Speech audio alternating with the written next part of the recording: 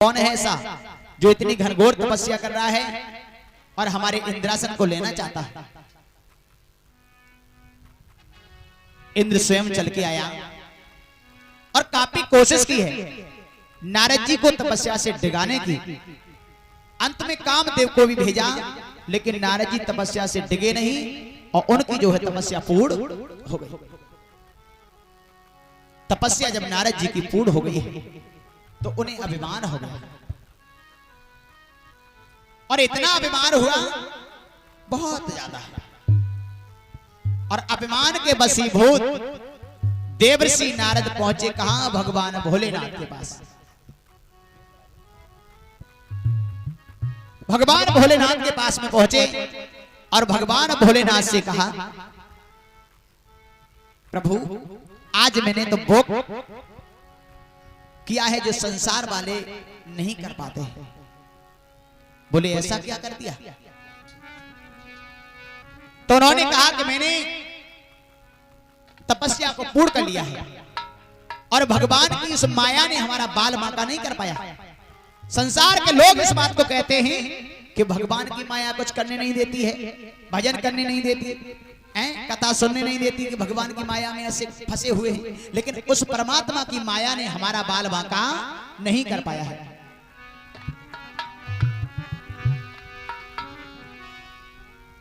तो भगवान भोलेनाथ ने कहा, नारद जी आप जो है इस तरीके से अभिमान मत जताओ, अभिमान अच्छा नहीं होता है। कि मारी चरित शंकर ही सुनाए, अति प्रिय जाने महेशी सिखाए। मारे चरित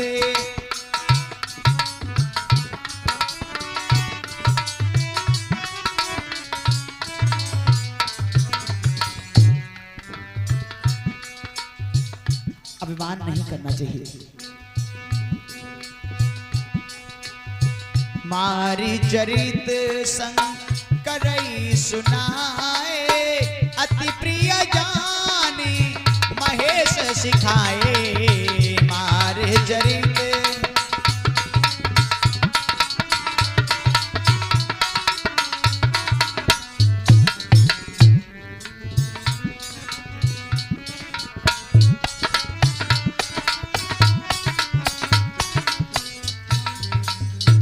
मेरे भैया भगवान भोलेनाथ ने कहा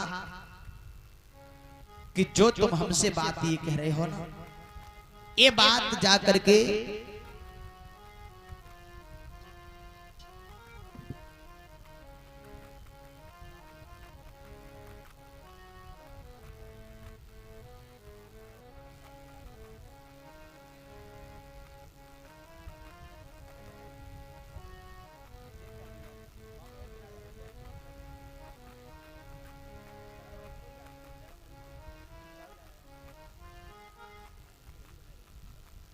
बोलिए वृंदावन बिहारी लाल की जय।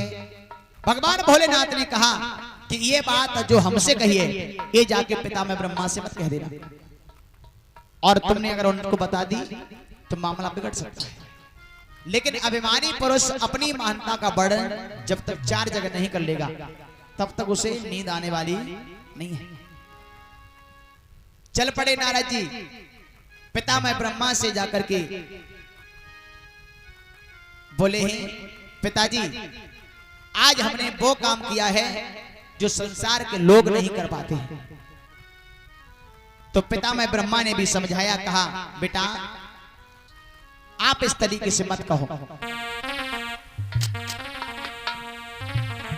बार बार बिनबो मुन तो ही और जिमे कथा सुनाए हो मोही। जो कथा जो तुमने हमें यहाँ सुनाई है ये जाकर के क्षीर सागर में भगवान विष्णु को मन सुना दे, नहीं तो मामला बिगड़ जाएगा। एकदम प्रणाम किया अपने पिताजी को, वहां से भी जल्दी और क्षीर सागर के लिए चले जा रहे हैं कि क्षीर सिंधु बने मुनि नाथा और जा बस श्री निवास श्रुति माथा।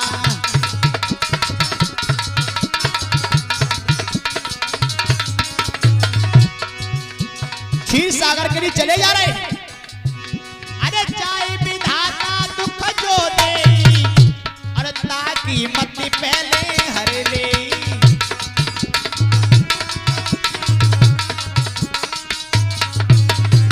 क्षीर सागर के लिए बढ़ते गए और जैसे क्षीर सागर में पहुंचे भगवान विष्णु ने देखा नारद जी को आते हुए।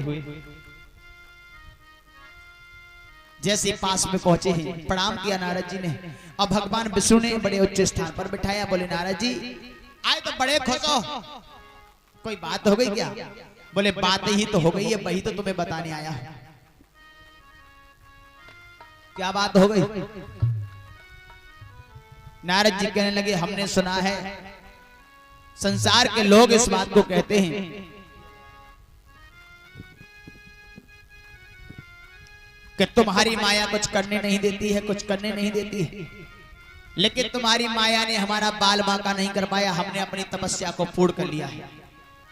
बोले अच्छी बात है जो तुम्हारी तपस्या पूर्ण हो गई, अच्छी बात है, तुम्हें अभिमान नहीं करना चाहिए। क्योंकि नारद जी आपको पता होना चाहिए माया के बहुत बड़े बड़े हाथ होते हैं, इन हाथों से कोई बचा नहीं है, बहुत बड़े बड़े हाथ होते हैं माया के। नारद जी को क्रोध आ गया। बोले तो तुम अपनी माया के हमें हाथ दिखाओ कि माया के हाथ कितने बड़े बड़े होते हैं, हम तुम्हारी माया के हाथ देखना चाहता हूं। अच्छा ठीक है, समय आने पर आप माया के हाथ देख लेना। मेरे भगवत प्रेमियों थोड़ी देर नारद जी रुके और उसके बाद वहां से चल पड़े। चले जा रहे हैं, चले जा रहे हैं, विचर रहे हैं नारद जी। और इसी तरीके से समय गुजरता गया, 10 वर्ष व्यतीत हो गए। अब नारद जी उस बात को भूल गए कि विष्णु भगवान से कौन सी बात हुई थी, वो बात भूल गए। जब वो बात भूल गए तो एक दिन घूमते हुए नारद जी फिर पहुंचे विष्णु भगवान के दरबार में। विष्णु भगवान कहने लगे नारद जी आज तो तुम बड़े अच्छे समय पर आए हुए हो और मेरा ऐसा मन कर रहा है, मेरा ऐसा मन कर रहा है कि मैं मृत्यु लोक में घूमने के लिए जाऊं, घूमने का मन कर रहा है। और तुम हमेशा घूमते रहते हो, विचरते रहते हो और हमें नहीं है रास्ता की जानकारी, सो तुम हमें जो है घुमाए के लाओ। विष्णु भगवान की बात सुन के नारद जी बड़े खुश हुए। बोले चलो हमारे साथ, ऐसी बात है तो हम तुम्हें घुमा के लाएंगे। अब गरुड़ को मंगवाया और गरुड़ को मंगवाने के बाद दोनों लोग सवार हुए और धीरे धीरे धीरे धीरे आज मृत्यु लोक की तरफ चले जा रहे हैं। प्यारे भाइयों जेठ को महीना है, काफी तेज धूप पड़ने लगी है। एक जंगल से होकर के जा रहे थे, अब नारद जी को प्यास लगने लगी। भैया देवर्षि नारद को जब प्यास लगी तो नारद जी ने विष्णु भगवान से कहा प्रभु अब तो मेरा जी सूख रहा है और थोड़ा जल मिल जाता तो ज्यादा उत्तम रहता, जल हमारे पास है नहीं। विष्णु भगवान बोले ऐसा है थोड़े आगे बढ़ के देखो, कोई तालाब मिल जाए तो जलपान कर लेना, कोई सरोवर मिल जाए जलपान कर लेना। थोड़े और आगे बढ़े, जब थोड़े और आगे बढ़े तो भगवान की ऐसी लीला कि एक बहुत सुंदर तालाब नजर आया है, उसके आसपास बड़ी सुंदर फुलबारी लगी हुई है और उस जगह का नाम है कानकुब्ज। कानकुब्ज नाम का स्थान है, शीतल जल भरा हुआ है। विष्णु भगवान ने कहा आप जाइए और जलपान कर लो। अब बीड़ा कमंडल भगवान विष्णु को पकड़ा दिया नारद जी ने।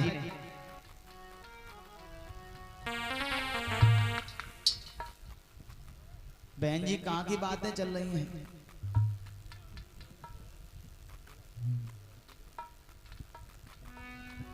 कहां की बातें चल रही हैं? हम बता दो, लेकिन तुम्हें पता होना चाहिए।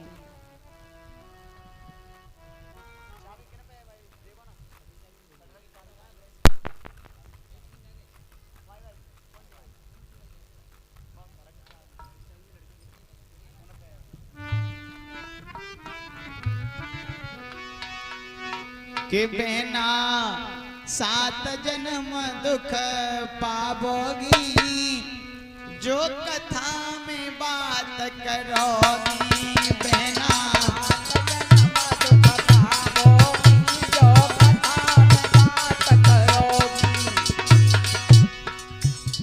एक आध जन्म की छोड़ो 7 जन्म तक।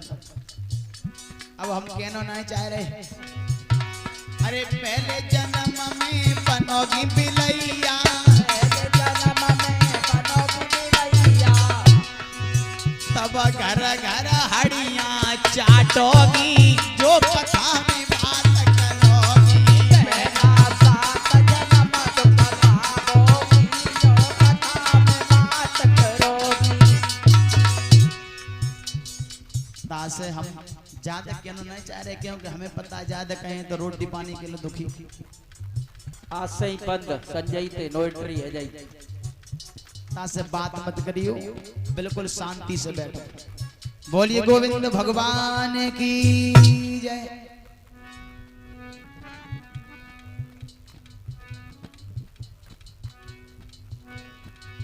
पीछे बैठ जाओ ओ लला पचरंगा।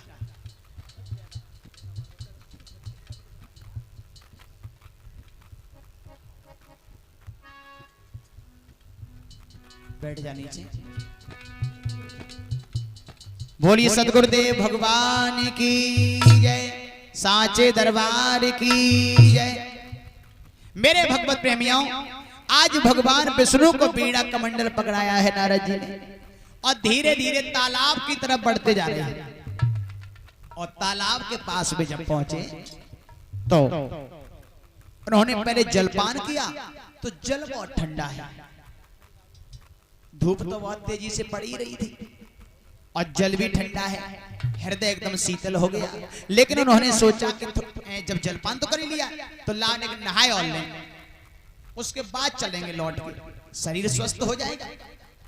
एकदम जल में घुस पड़े नारद जी, और जल में घुस के जैसे उन्होंने डूबक लगाई, जल में डूबक लगाई तो भगवान विष्णु जहां खड़े थे ना, वो तो वहां से अंतर ध्यान हो गए, और जल में से डूबक लगाए कि जैसी बाहर निकले तो एक बहुत सुंदर वो स्त्री बन गई। नारद जी स्त्री बन गए, लेकिन उन्हें पिछला ज्ञान बिल्कुल खत्म हो गया, पिछला ज्ञान नहीं रहा। अब वो इस बात को भूल गए कि मैं विष्णु भगवान के साथ में आया था, यहाँ पर जलपान करने आया या घूमने आया, वो सारी बातें भूल गए। केवल उन्हें अब इतना दिखाई दे रहा है कि मैं एक सुंदर स्त्री हूं, स्त्री हूं, और बड़ी सुंदर स्त्री है भैया, बड़ी सुंदर है कि अरे थी चंद्र बदन उजियारी,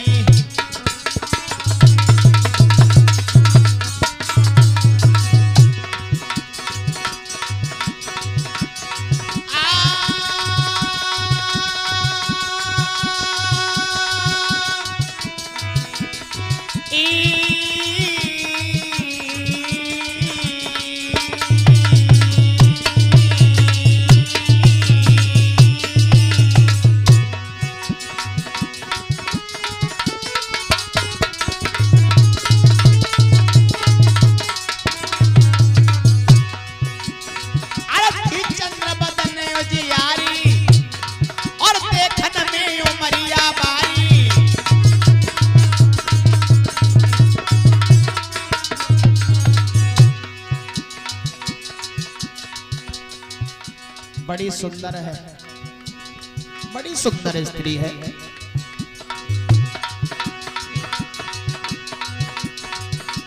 मेरे भैया कभी तो यहां तक कल्पना कर रहा है,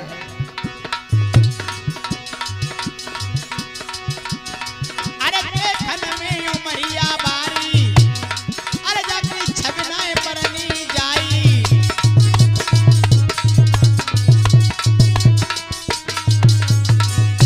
अरे कोला चेहरा है रे बिटिया को, अरे जुल्फे रही थी लपेटा खाई,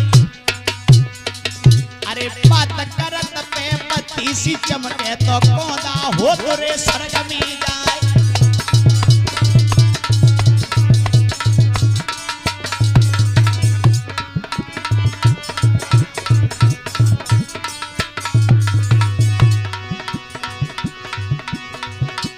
कि भैया होनहार बलवान बुद्धि को चक्कर भारी है। भैया होनहार बलवान बुद्धि को चक्कर भारी है।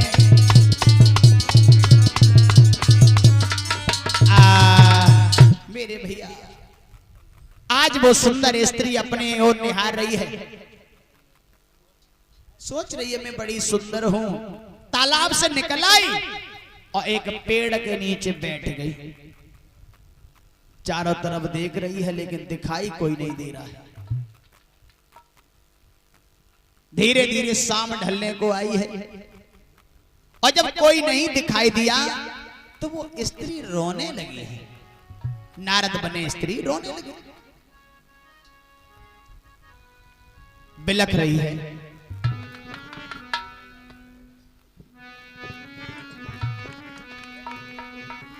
आज वो बिलख रही है।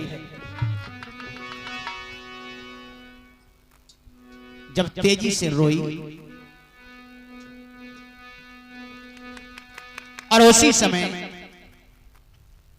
उसी जंगल में एक राजा अपने रथ में सवार होकर विचर रहे हैं, जिनका नाम है तालध्वज। तालध्वज और तालध्वज ने जैसे ही उस स्त्री के रोने की आवाज सुनी तो अपना रथ मोड़ लिया। उन्होंने सोचा कि इस जंगल में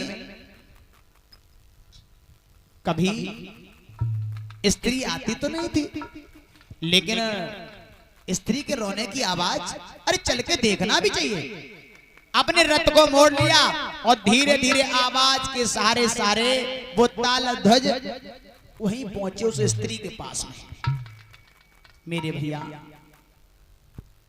आज यही नहीं, सुखदेव मुनि बता रहे हैं परीक्षित जी महाराज को, कहा राजन जब तालध्वज पहुंचे हैं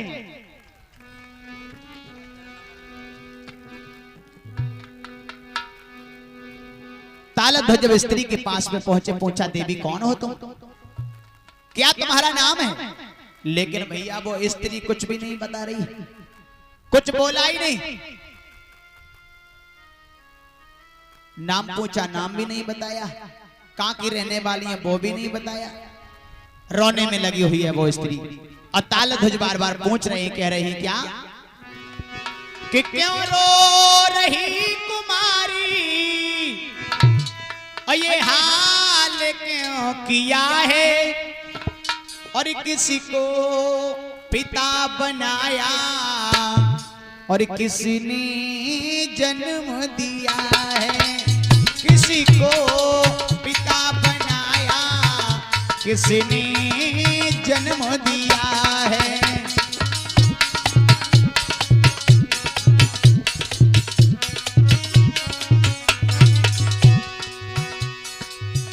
क्या तुम्हारे पिता का नाम है, कहां की रहने वाली हो?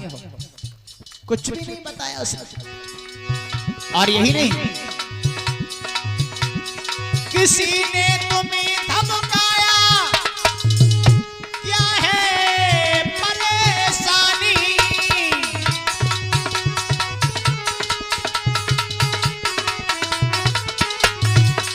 अगर तुम्हें किसी ने धमकाया हो, सताया हो तो बताओ, क्योंकि मैं यहाँ का राजा हूं और राजा का ये परम कर्तव्य होता है, प्रजा के अंदर कोई दुखी व्यक्ति है तो उसके दुख का निवारण करना ये हमारा धर्म है।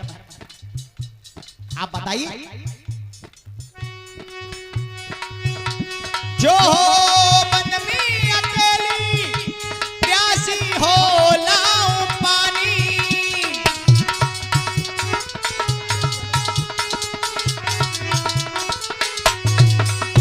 छोड़ा है किसने अकेला, क्यों करी बसर किया है, किसी को पिता बनाया किसने जन्म दिया है।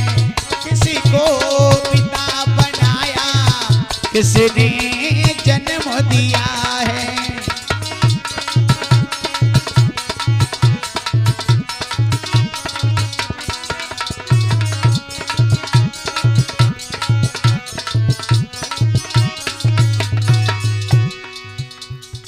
अगर तुम्हें किसी ने यहाँ पर छोड़ दिया हो तो हमें बताओ। लेकिन वो नारद बनी स्त्री नहीं बता पाई है, क्योंकि उसे पिछला ज्ञान है ही नहीं, बताए कहां से।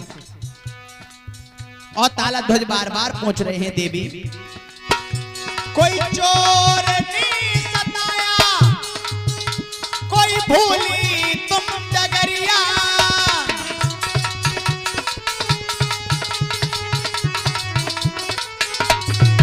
अगर तुम्हें किसी चोर ने सताया हो, क्या तुम अपने घर की रास्ता भटक गई हो, तो हमें आकर पता बताओ और हम तुम्हें तुम्हारे घर तक छोड़ करके आएंगे इसी समय। लेकिन फिर भी कुछ नहीं बताया और कह रहे हैं तालाध्वज कोई साथी था तुम्हारे जो हर गया डगरिया,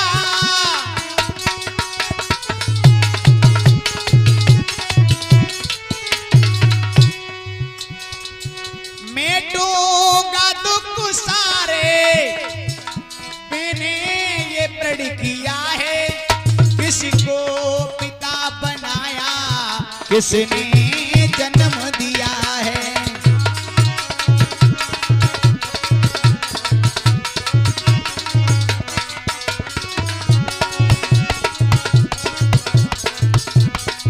जन्म दिया है।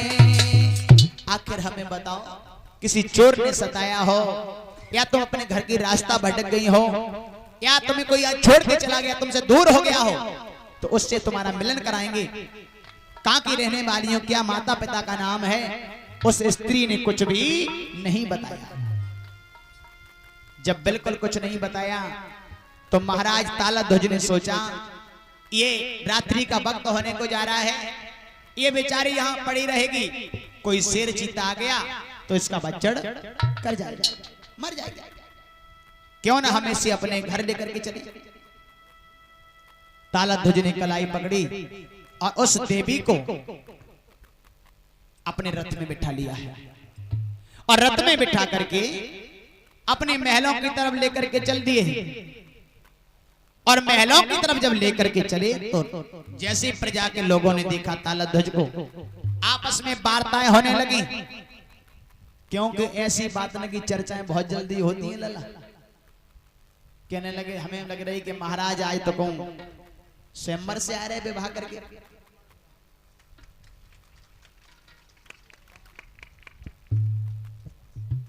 और ये हमारे आदरणीय सुभाष भैया जी हैं, ये मुद्रिकाओं का हार भेंट करके स्वागत कर रहे हैं, आशीर्वाद बना रहे, भगवान भोलेनाथ की कृपा बरसती रहे, कल्याणकारी जीवन बना रहे।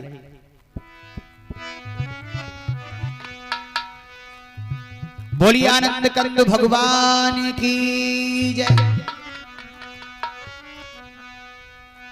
मेरे भगवत प्रेमियों, प्रजा के अंदर ये बातें हो रही हैं कि महाराज आज किसी स्वयंवर से आ रहे हैं विवाह करके, और तालाध्वज सबको बता रहे हैं कि ऐसी कोई बात नहीं है, हम किसी स्वयंवर से शादी करके नहीं लाए।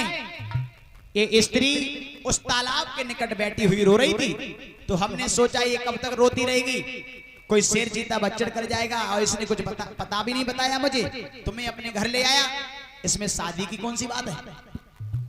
लेकिन ऐसी बात कोई मानने वाला नहीं है, कोई तैयार नहीं हुआ। धीरे धीरे रात व्यतीत हुई और जैसे ही सुबह हुआ तो तालाध्वज जैसे ही अपने राज्य सिंहासन पर बैठे हैं, जाकर के मंत्रियों ने सबसे पहले वही बात रखी, कहा महाराज एक बात बताओ, कल आप कौन से स्वयंवर में गए थे, कहां गए थे, और तुम शादी करके ले आए, तुमने हमें भी नहीं बताया है? आखिर हमें तो बता दो, कहां गए थे, कहा नहीं। तब तालाध्वज ने पूरा हाल बताया कि मैं शादी करके नहीं लाया हूं, ये जंगल में स्त्री तालाब के निकट बैठी रो रही थी, और इसलिए इसने कुछ पता नहीं बताया, तो अपने घर ले आया, और जब ये पता बता देगी तो हम इसे इसके घर तक पहुंचा देंगे। अब धीरे धीरे भैया 2-4 दिन व्यतीत हो गए, उस स्त्री ने कुछ भी नहीं बताया, कोई पता नहीं बताया। एक दिन की बात, उन मंत्रियों ने फिर पूछा महाराज से,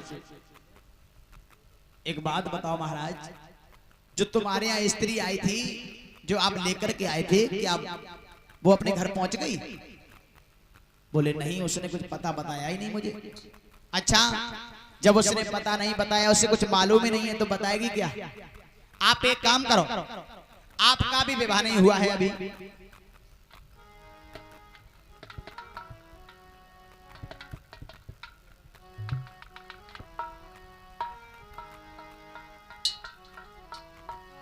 मंत्रियों ने कहा कि आपका विवाह नहीं हुआ है और उसे भी कुछ पता नहीं है, तो आप एक काम कीजिए, उसके साथ अपना विवाह कर लीजिए। मना तो बहुत किया, लेकिन बात टाल नहीं सके, विवश हो गए। और जब विवश हो गए महाराज, तो नारद बने स्त्री के साथ में तालध्वज का विवाह करा दिया। विवाह हो गया उस स्त्री का तालध्वज के साथ में। और जब विवाह हो गया है, समय गुजरता गया और भगवान की ऐसी कृपा हुई, कुछ दिनों के बाद घर में जो है एक पुत्र पैदा हुआ है। अरे नारद के ना है, वह स्त्री के।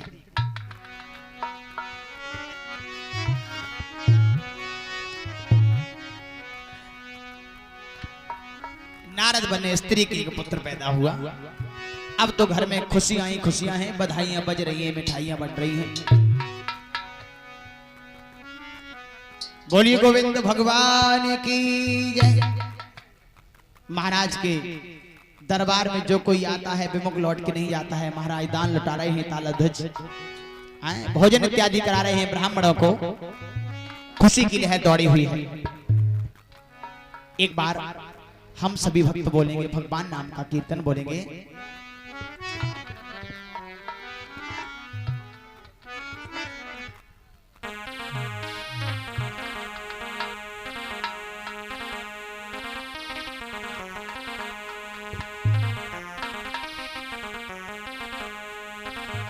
सभी लोग बोलेंगे कि बांके बिहारी रे और दूरी करो दुख मेरा, गिरबरधारी रे दूरी करो दुख मेरा।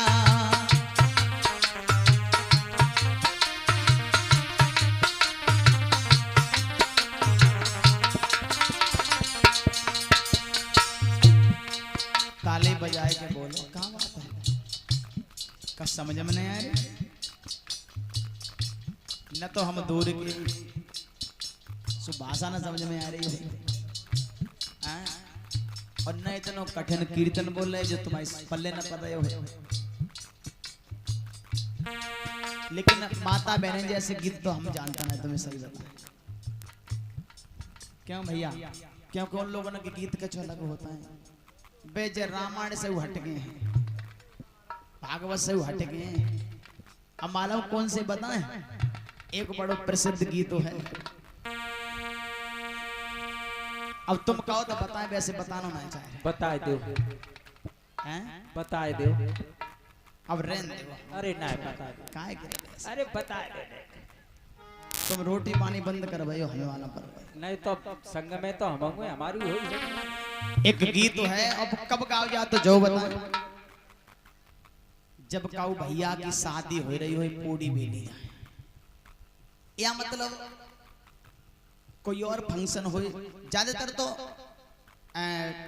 पूरी बेली जाती तो वही गाती माता बहनी। और कौन सो है जब हम बताएं? 60 साल आ गई तो अब। हाँ 60 साल आ गई थे। काऊ फिल्म को ना है के राखेल बेला भवानी पतंगा मेरी राखेल,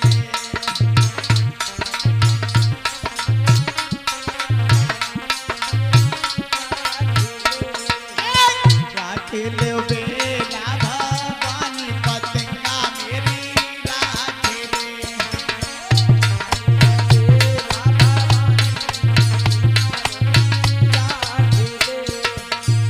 राखेल बेला भवानी पतंगा मेरी। खैर सभी लोग जानते हैं, कितनी माता बहनें जानती हैं? क्या गप्पा तो सबने सभी जानता जा मतलब। लेकिन जब हमारी समझ में नहीं आती जब बेला भवानी है को हैं कौन सी देवी है हद कर दे। हम आपको बताएं ये बेला भवानी थी ना, ये दो बहनें थी। इनको एक भैया रहे निहाल सिंह, तो भैया तो बड़ो और बहनें अति छोटी। भगवान की ऐसी कृपा भाई भैया को नवोई विवाह हो के आओ कोरो। कोरो कैसे हो तो मतलब पहली बार। अच्छा अच्छा। नव विवाह हो के आओ तो घर में उनके भाभी आए गए बेला भवानी की। तुम्हें जो पता है जब घर में नई बहू आते हैं तो बाकी बड़ी सेवा करी जाते हैं। पूरी पुआ पिटौआ गुलगुला जन का बनाए बनाए खवाती माता बने खीर खवाती ना 22 दिन सेवा होते एक ही दिन केवल। तो बेला भवानी ने बड़ी सेवा करी अपनी भाभी की खीरी पूरी खूब बनाए खवाई। और उनकी भाभी वैसे मानो जैसे जयपुर बाबू कटर 36-40 को सो खीर पूरी खींच के रख दी। इतनी खीर पूरी खींची इतनी खींची सुखदेव उनको होगा पेट खराब। जब पेट खराब होगा तो जेठ को महीना रहे जो लपट चल रही बहुत थी। तो अपनी ननद से बोली भाभी दीदी ऐसा करो हमें बाहर फिरा लाओ बाहर फिरा लाओ। क्यों का होगा पेट खराब होगा। नकटी तब तक काय को इतनी खींच गई अब कह रही पेट खराब होगा हैं। चलो जल्दी सो लोटा में पानी भरो और चल गई। लेकिन गेहूं सब कट गए ऊस रहा है। कहूं बैठने की जगह उन्हें दिखाई दे चली जा रही काफी दूर निकल गई। लेकिन पेट इतनी तेज खराब रहा है एक एक पग बाहर ऊपर है जगह का करें अब जहीं धर रहे हैं। एक एक पग बाहर ऊपर है बड़ी दुखी। लेकिन भगवान की ऐसी कृपा भाई एक छोटो सो पतेल को गूंदरा मिलेगा छोटो ही रहे। तो बेला बोली भाभी अब तुम दूर कहां जाए हो तुम ऐसा करो जो गूंदरा में बैठ जाओ। सो लोटा लेके जैसी वो गूंदरा में घुसी पतेल को गूंदरा रहे और जो बैठी और पेट रहे बहुत तेज खराब भैया जो बैठी लोटा धरेगी और जो पट्ट वही जो पट्ट वही लला और बाँ में बैठी रहे लोखड़िया। सो लोखड़िया ने जो सुनी कि हमें जरा गज्जल करो अब तो और पन्नवाए। सो लोखड़िया प्राण बचा के भज दे कि अरे लोखड़िया ने करके भाजी अरे लोखड़िया ने करके भाजी अरे लोटा को पानी फैलेगा ओ भाई।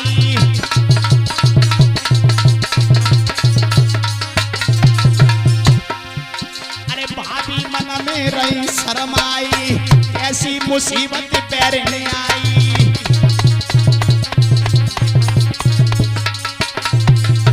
मेरे भैया जैसी में बैठी हूं जो पट्ट भाई सो लुखड़िया बज गई। और लुखड़िया जब भाजी तो लुखड़िया को लोटा में लग गो लोटा को पानी फैलेगा। अब भाभी सोचे कि अब हम हाथ पानी कैसे ले पानी फैलेगा हाथ पानी कैसे ले। काफी देर हो गई तब तक बाहर से बेला बोली हो ओ भाभी कन्नकटी गूंदना में चिपक गई का उठ के नहीं चली हो। सो बेचारी शर्म के मारे उठ के आई का होएगा भाभी सिकुड़ के रही का होएगा कछ मत पूछो दीदी नहीं बात बताओ हे का गो जी हमारा पेट खराब है तो जी हाँ तो जी जैसे हम लोटा लेके जो गूंदना में बैठे जी जैसे पट्टा भाई सुबह में लुखड़िया बैठे बेरे लुखड़िया ने लोटो पानी फैलाई दो। अब हाथ पानी कैसे उन्हें की बस जाए बात तो के ऐसो है हाथ पानी घरे ले लियो चलो हाथ पानी घरे ले लियो तुम चिंता मत करो। सो ऐसी चल रही सत्य बात अब धीरे धीरे जब ऐसी घरे आई तो नौ ब्याह हो के आओ घरे का देखो कि मौत घरौनी की माता बहन की लाइन लगी दरवाजे पे। अब हाथ पानी ले वो तो भूल गई भाभी और मौत घरौनी हो गई चालू।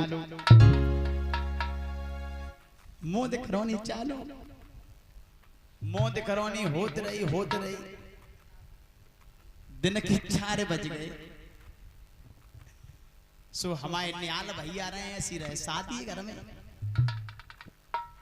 शादी रहे तो एक भैया दूसरे आवाज लगा रहे, बोले बेला भवानी अरे बहना ने जल्दी चलो ने पूड़ी बिलवाए दो, सब घी जलो जा रहा हो पच्छा में।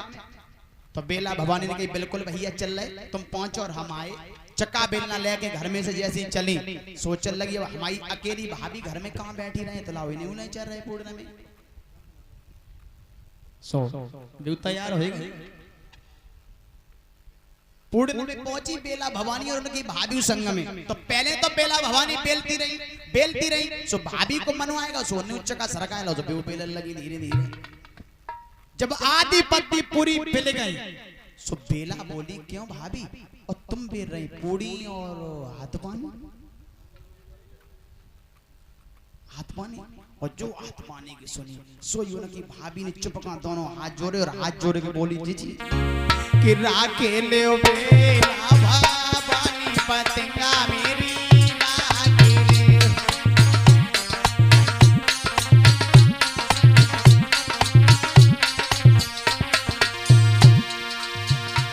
जब बात हमारी काऊ से कहियो मत, नहीं तो तुम्हें पता है माना भने जा बहना कोई न खावे,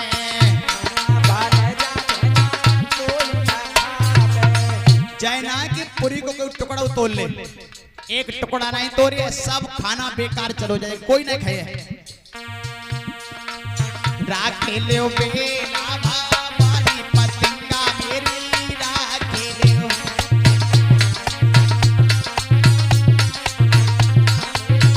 राखे ले। ऐसे ऐसे गीत होते हैं। अब बताओ कहो मतलब कि ना है जामे भगवान को नाम ना है बिल्कुल।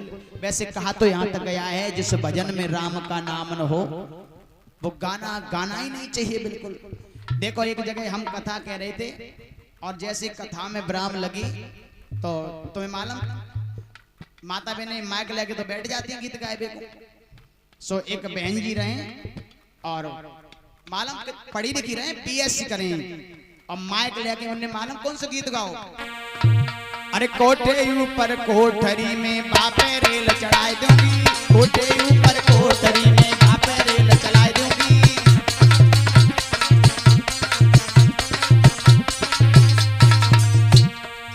अब बता कोठे के ऊपर कोठरी बाकी ऊपर रेल चल जाएगी, अंदाजा लगाओ तुम कितना गलत गाना है। अरे जो मेरी सासुल प्रेम करेगी बाकों रोटी खवाए दूंगी, अगर सासुल ने प्रेम कर दो तो रोटी खवाए, और जो मेरी सासुल करे लड़ाई, हाँ अरे जो मेरी सासुल करे लड़ाई चूल्हो अलग धराए दूंगी, कोठे ऊपर कोठरी में बापे रेल जलाए दूंगी।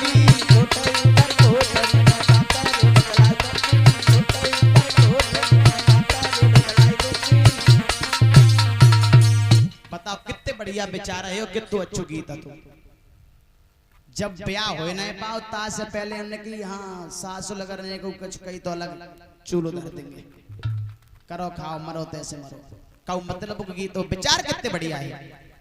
तो भैया गीत तो कभी गाओ सोच समझ के गाओ, अच्छे गाओ, भगवान नाम के गाओ। कभी आप प्रैक्टिकल करके देखना है इस बात का। जब तुम्हारे घर में कभी बारात आ रही हो प्रैक्टिकल करना।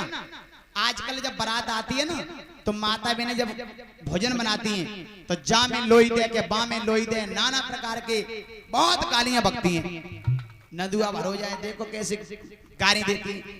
और जब वो खाना बन के तैयार हो जाता है तो फिर जब बारात आते हैं ना अपने घर से तो बिल्कुल चुपका बारात चली जाती है, ना किसी में लड़ाई होती है ना कुछ भी नहीं बिल्कुल। और जैसे तुम आओ अन्न पानी खाओ सोई बारातियन में जूता चल को चालू। ये क्या असर है बताइए। जैसा खाओगे अन्न और वैसा ही बनेगा मन, और जैसा पियोगे पानी और वैसी निकलेगी वाणी। तो बुद्धि खराब तो भोजन ही करता है, ध्यान रखना। इसलिए खाना कब भी बनाओ अच्छे अच्छे मधुर गीतों को बना करके गाओ, उनमें स्वाद आएगा। और कभी जो है लड़ाई नहीं हो सकती है, कभी लड़ाई नहीं होगी। आपने हर जगह भोजन किया होगा, किसी की बारात में खाया, चाहे डोंगा सिस्टम में खाया हो, कहीं खाया ना। और जिस दिन ये भंडारे का प्रसाद बनेगा तो उसका कुछ स्वाद ही अलग होगा। क्या कारण है बताइए आप? एक ही जगह से डालडा आ रहा है, एक ही दुकान से डालडा आया, मसाले आए, और बई आलू हैं और बई मसाले हैं। कारण क्या है? इसमें स्वाद क्यों आता है? क्योंकि इस भंडारे में जब प्रसाद तैयार होता है ना, तो सुंदर गीतों को गा करके तैयार किया जाता है, कोई गालियां नहीं देता है, अच्छे भाव होते हैं। तो भैया यही कारण है एक भाव का। भगवान नाम में यही तो सामर्थ्य है, यही तो ताकत है। इसलिए कभी भी गीत गाओ, अच्छे गाओ, काम करो, कोई भी अच्छे गीतों को गा करके करो। तो ताली बजा के बोले सभी लोग भगवान नाम का कीर्तन। और कन्हैया घरी आ जा रे, सामरिया घरी आ जा रे, कन्हैया घर आ जा रे, सावरिया घर आ जा रे। रास्ता ने हारू सारी सारी रतिया, मेरी अखियों की प्यास बुझा जा रे। कन्हैया घरे सामरिया घरे आ जा रे, कन्हैया घरे आ जा रे।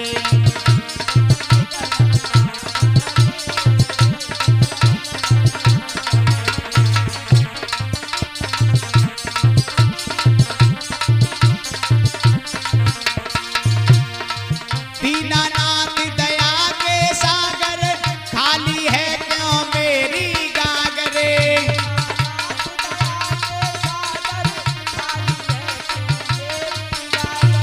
बीच भंवर में नैया मेरी, पार लगा दो कान्हा करे।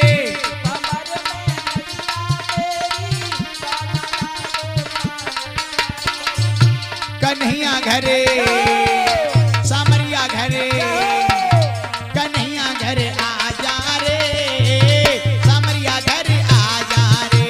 कन्हैया घर आ जा रे, सावरिया घर आ जा रे। दीनानाथ दया के सागर, खाली है क्यों मेरी गागर।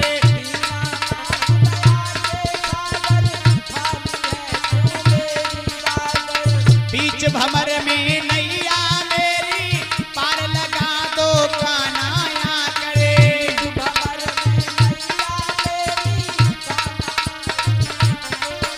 सामरिया घरे कन्हैया घरे आ जा रे, तालियों से हरि बोल। सामरिया घरे आ जा रे, कन्हैया घरे आ जा रे, सामरिया घरे आ जा रे।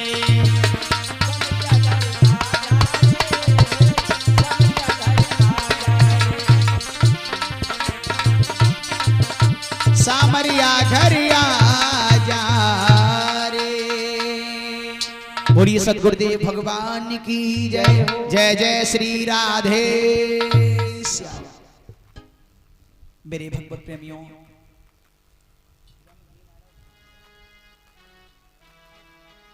सुखदेव मुनि ने बताया परीक्षित जी महाराज को, राजन इधर आज जो है महाराज के घर में बधाइयां बज रही हैं, मिठाइयां बट रही हैं। तालध्वज के घर में खुशियों की लहर दौड़ी हुई है।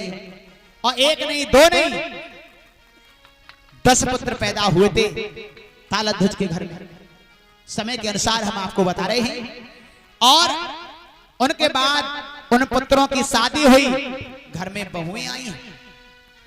और मेरे भगवत प्रेमियों, यहां तक कि घर में नाती नातियों के विवाह हुए, पंक्ति घर में आए। बहुत बड़ा परिवार हो गया था तालध्वज का।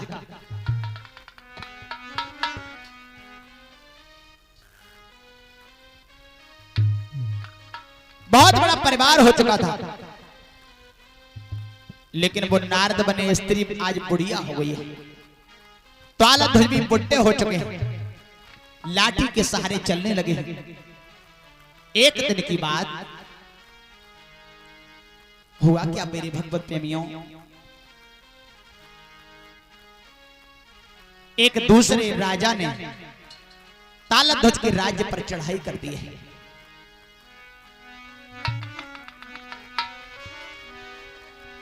जब चढ़ाई की है उसमें घमासान युद्ध हुआ, घमासान युद्ध हुआ है। और इस युद्ध में तालध्वज के जितने भी नाती थे, पुत्र थे, वो सब मारे गए। पूरी सेना समाप्त हो गई तालध्वज की, केवल तालध्वज बचे हैं और उनकी वो पत्नी नारद बने स्त्री, वो बुढ़िया बची है। और घर में जो है कोहराम मचने लगा है, बहुएं सफेद साड़ी पहन के घूम रही हैं। इतना दुख है, सर पटक रही हैं वो बहुएं। और जिस घर में एक बार में इतने पुत्र नाती मारे जाएं, उस घर का क्या हाल होगा। आज वो नारद बनी स्त्री, वो बुढ़िया सर पटकती हुई कहां पहुंची, जहां पर उसके पुत्र और नाती मारे गए थे, उस भूमि में पहुंची है। अब वो बुड्ढे भी पहुंच गए, लाठी के सहारे तालध्वज भी पहुंच गए और सर पटक रहे हैं, दोनों रो रहे हैं। अब क्या किया जाए हे भगवान।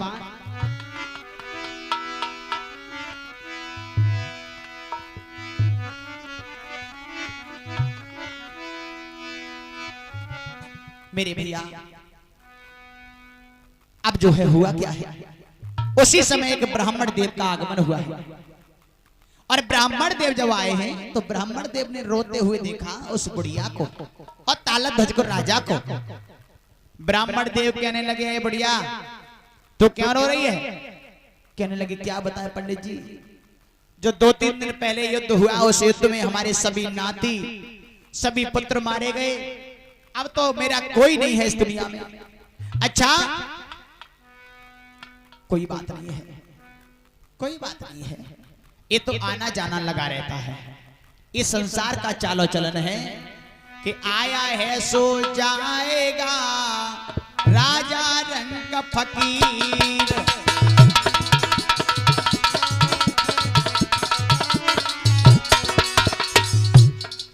चाहे कोई भी हो, आया है उसे तो जाना ही है। आया है सो जाएगा, राजा रंग फकीर। कोई सिंहासन चढ़ी चला, कोई बंधे जात जंजीर।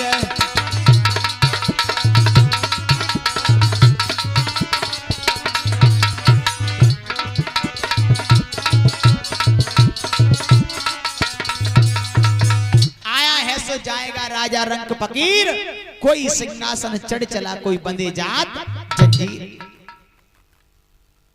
जो आया है संसार में उसे तो जाना ही है। ब्राह्मण देव ने कहा तालध्वज से, महाराज आप ये रोना धोना छोड़ दीजिए। बुढ़िया से कहा, आप ये रोना धोना छोड़िए और जो है तुम एक काम कीजिए, अब जो हुआ सो तो हो ही गया।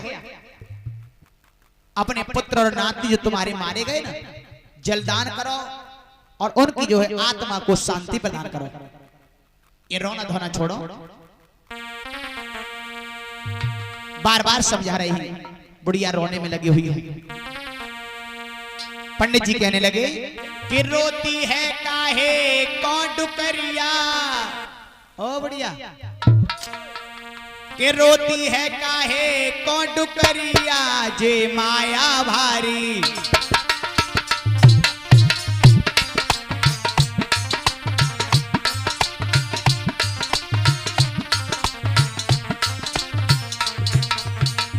यही तो भगवान की माया है। कोई रो रहा है, कोई हंस रहा है, कोई रो रहा है, कोई हंस रहा है, यही तो माया है। और पंडित जी समझा रहे हैं, कह रहे हैं, बुढ़िया आज की बहू कल्ली की माता,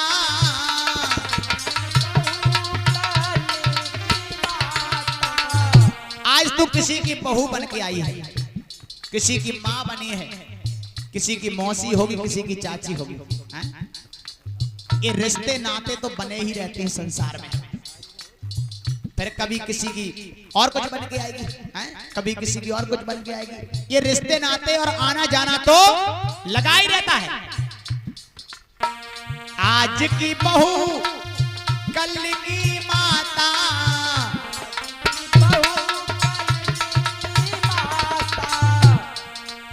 प्रभु का खेल समझ नहीं आता,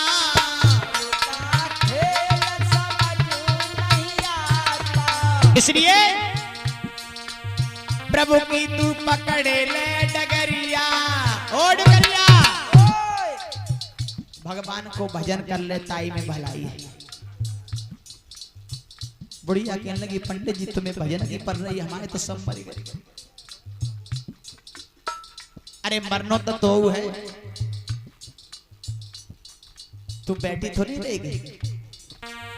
प्रभु की तू पकड़ी ले डगरिया, जे माया भारी रोती है काए कौन डुकरिया, जे माया भारी।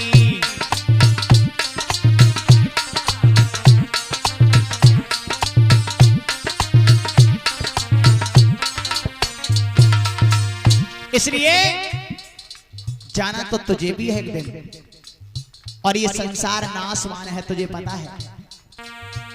झूठा है इस जग का नाता,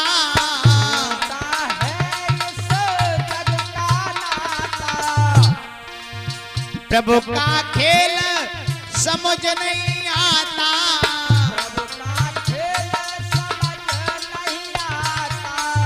कोई आ रहा कोई जाता,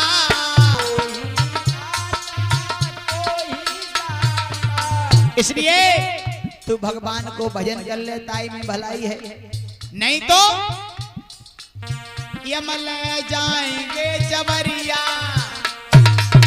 एक दिन यमराज तुझे पकड़ के ले जाएंगे, तुझे मार और खानी पड़ेगी। उस मार से बचने के लिए एक उपाय है कि तू भगवान को भजन कर ले ताई में भलाई है। कर रही भजन में तो सब मर गए, अब काय को भजन करेंगे। तो मन्नो तो पड़ेगो। अरे यमले जाएंगे जबरिया, जे माया भारी रोती है